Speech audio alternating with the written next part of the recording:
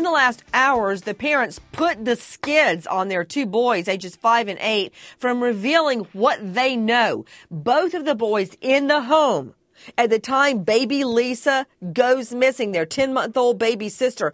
Both of them have stated, apparently, that they heard noises during the night.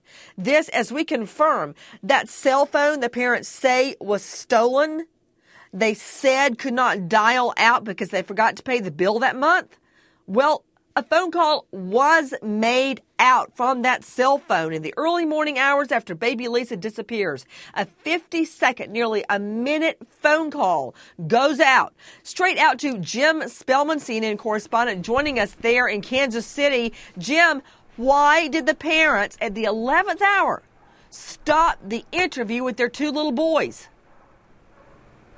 We don't know, Nancy. It's been such a confusing week, the information we're getting from the family's team. First, they canceled the media tour here yesterday. Then they canceled the press conference, and they canceled today's interview with the boys. Investigators were really hoping this was going to give them some new information to try to get a foothold on finding baby Lisa. Now it's canceled, or rather, we should say postponed until next week. But every day we get a different story, so we'll have to wait and see what happens.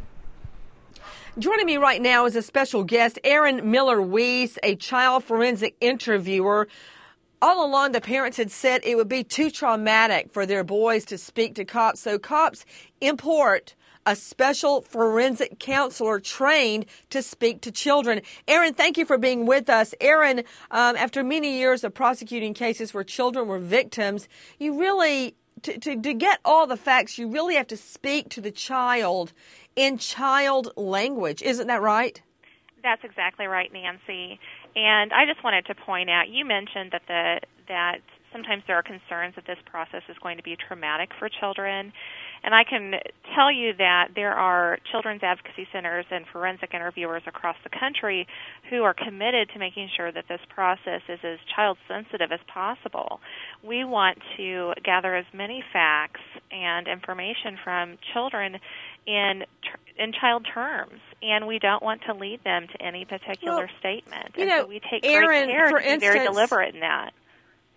For instance, when I would be dealing with a child witness, for instance, in a child molestation case, I'm thinking of one specifically, in an indictment, it helps you if you have a date of the offense, although you can put a range between April and June, this incident happened.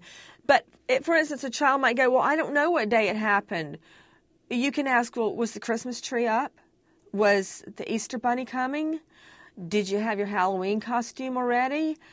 There are a lot of ways to unlock a child's mind and get the story out of them without traumatizing. Would you agree, Erin?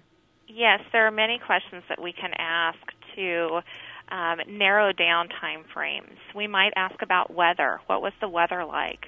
Or how old were you? Who was your teacher at the time? Was it before or after a particular holiday? Before or after your last birthday? So there are many questions that we would ask to, again, narrow down the time frame. And it's not unusual for a child not to remember specific dates